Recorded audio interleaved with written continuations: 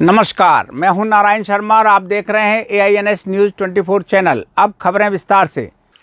राजधानी रायपुर में विश्व आदिवासी दिवस के मौके पर सर्व आदिवासी समाज द्वारा आक्रोश रैली निकाली गई। इस रैली में बड़ी संख्या में आदिवासी समुदाय के महिला पुरुष शामिल हुए। रैली में सभी ने अपने अधिकारों को लेकर तख्ती लिए चले। इस रैली ने शहर के विभिन्न मार्गों का भ्रमण किया और जय स्तंभ चौक में शहीद वीर नारायण सिंह को स्मरण किया।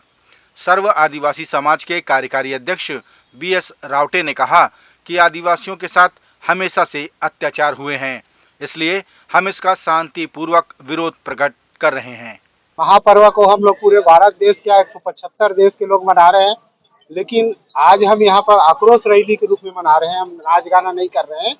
तो आक्रोश रैली इसलिए मना रहे हैं कि पूरे देश में आदिवासियों के साथ, पूरे प्रदेश में आदिवासियों के साथ, चाहे महिला हो या पुरुष, सभी के साथ अत्याचार, अपहरण, बलात्कार जैसी घटनाएं हो रही। तो मानव एक समान कहते हैं, लेकिन ऐसा नहीं हो पा रहा है। तो हम लोग अपने आक्रोश मणिपुर में जाकर नहीं कर सकते, इसलिए यहाँ पर शांतिपूर्ण आक्रोश व्यक्त कर रहे हैं और रैली निकाले हैं। और रैली जय स्तंभ चौक जाएगी। हमारे शहीद वीर नारायण सिंह के श्रद्धांजलि स्थल पर हम जाकर माल्यार्पण करके वापस यहाँ आके सभा करेंगे।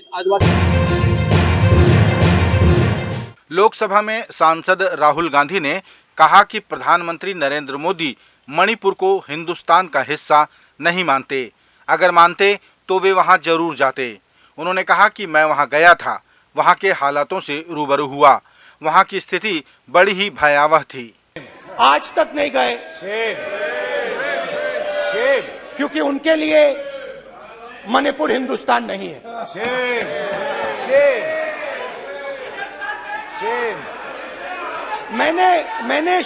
मैंने मणिपुर शब्द प्रयोग किया, मगर आज की सच्चाई यह है कि मणिपुर नहीं बचा है। मणिपुर को आपने दो भाग में कर दिया है। मणिपुर को आपने बांट दिया है, तोड़ दिया है। मैं मणिपुर में रिलीफ कैंप्स में गया। रिलीफ कैंप में आज जा रहा हूं। मणिपुर में रिलीफ कैंप में मैंने महिलाओं से बात की। छत्तीसगढ़ कांग्रेस की प्रदेश प्रभारी कुमारी शैलजा ने कहा कि हमारी सरकार ने पूरे 5 साल सिर्फ काम किए हैं। अब उन्हीं कामों के बल पर हम जनता के बीच जाएंगे। उन्होंने कहा कि हमें पूरा विश्वास है कि जनता 15 सालों के कुशासन को छोड़कर 5 साल के सुशासन पर मुहर लगाएगी। शैलजा ने आश्वस्त किया कि एक बार फिर छत्तीसगढ़ में उन्हीं की पार्टी की सरकार बनेगी। चुनावी तैयारियां हमारी चलती रही हैं, लेकिन हम हर चीज़ को केवल चुनाव के नज़रिए से नहीं देखते। 5 साल में हमारी सरकार का जो कार्य रहा है यहाँ पर, आप ये समझ लीजिए कि 5 साल ही हमारा कार्य होता रहा और अब हम लोगों के बीच में जाएंगे 5 साल बाद। और हमें पूरा विश्वास है छत्तीसगढ़ के लोगों पर कि वो हमारे कार्य को देखेंगे। और भारतीय जनता पार्टी के 15 साल जो रहे, इनका कुछ शासन रहा, उसको देखकर ही हमें बहुमत मिला था। अब आने वाले समय में हमारे कार्य को देखकर सरकार यहाँ पर कांग्रेस पार्टी की बनेगी। भारतीय जनता पार्टी द्वारा किसान मोर्चा के नेतृत्व में एक धरना प्रदर्शन किया गया, जिसमें अमानक खाद को जबरदस्ती किसानों को बेचे जाने का आरोप है। बिलासपुर में हुए भारतीय जनता पार्टी के इस प्रदर्शन में नकली वर्मी कंपोस्ट को कलेक्टर ऑफिस में फेंकने का कार्यक्रम था। इसके पूर्व भारतीय जनता पार्टी ने एक सभा भी की, जिसमें नेताओं ने राज्य सरकार को किसान विरोधी बताते हुए कई आरोप लगाए। जो अमानक खाद जो है किसानों को बेचा जा रहा है, किसानों को मजबूर किया जा रहा है, किसानों को बलपूर्वक बेचा जा रहा है। किसानों की समस्या को लेकर आज भारतीय जनता पार्टी के किसान मोर्चा ने आंदोलन का कार्यक्रम रखा है।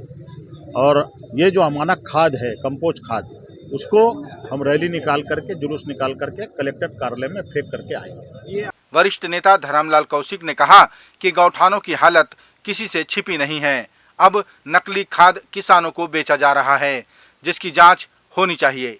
और जो वर्मी कंपोस्ट नकली जो बांटा जा रहा है, उसको लेकर के हमने एक पॉलीथीन में पूरा दिया है, बाकी दिया है उसका टेस्टिंग कराना चाहिए और बिना टेस्टिंग कराए जो बांटा जा रहा है उनके खिलाफ में FIR करना चाहिए, क्योंकि 10 रुपये किलो में वो दे रहे हैं और 2 रुपये में पता नहीं वो कहाँ से गोबर जो ला रहे हैं, लेकिन अपने जो 10 रुपये में दे रहे हैं गिट्टी मिट्टी सहित, ऐसे तमाम जो ले रहे हैं ज़बरदस्ती थोपा जा रहा है। स्वेच्छा से ले कोई दिक्कत नहीं है, जो थोपा जा रहा है उसके ऊपर में कार्रवाई होनी चाहिए।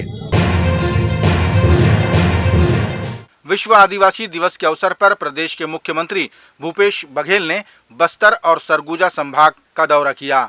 यहां उन्होंने विश्व आदिवासी दिवस के कार्यक्रमों में हिस्सा लिया।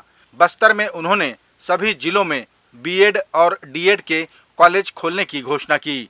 साथ ही छात्रावासों का निर्माण, बूढ़ादेव गुड़ी का निर्माण, स्कूलों के उन्नयन, आदर्श कन्या महाविद्यालय की स्थापना समेत कई सौगातें दी। बस्तर में अब कांकेर में B.Ed हो गया। बस्तर जिले के सभी जिला मुख्यालयों में B.Ed और D.Ed के कॉलेज खोले जाएंगे।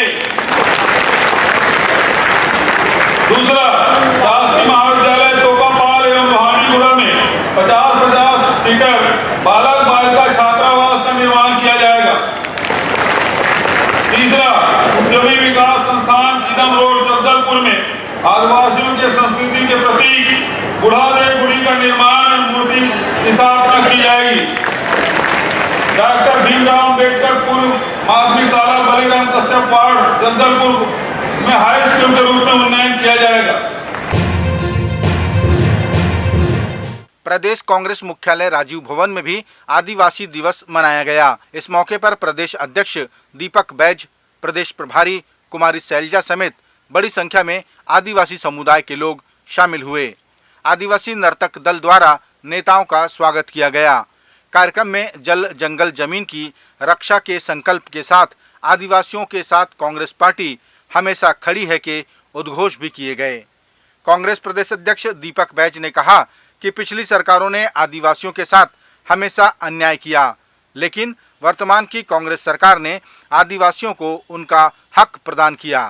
कि पिछले 15 साल की भारतीय जनता पार्टी की सरकार में बस्तर जल रहा था, आदिवासियों के घर जलाए जा रहे थे, आदिवासियों को पहले गोली मारो फिर उसके ऊपर नक्सली कपड़ा पहना दिया जाता था।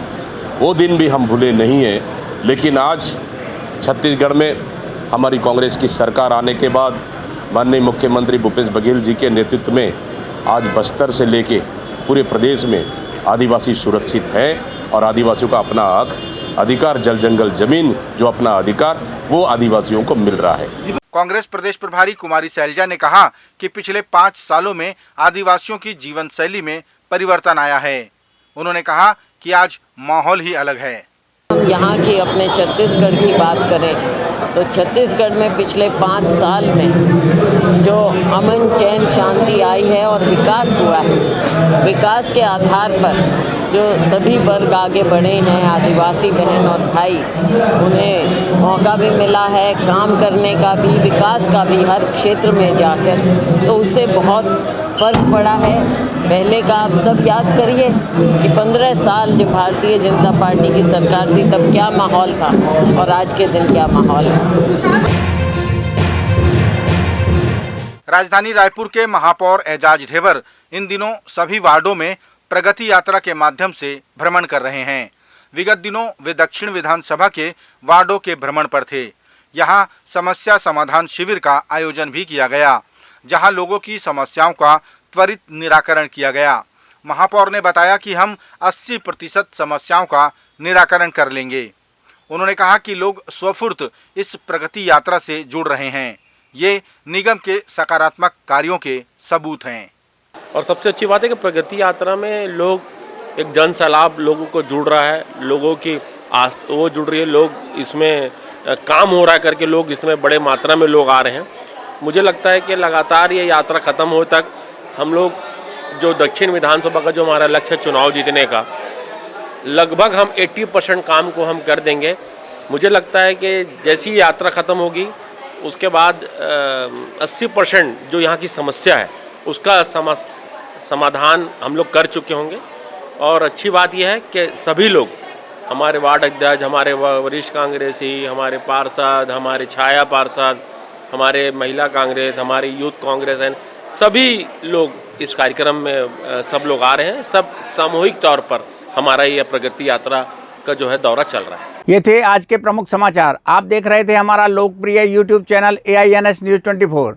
अब हमें इजाज़त दीजिए। कल तक रोजाना की ताज़ा खबरों के लिए आप देखते रहिए हमारे लोकप्रिय यूट्यूब चैनल AINS न्यूज़ 24 को। हमारे यूट्यूब चैनल को लाइक और सब्सक्राइब करना ना भूलें। नमस्कार।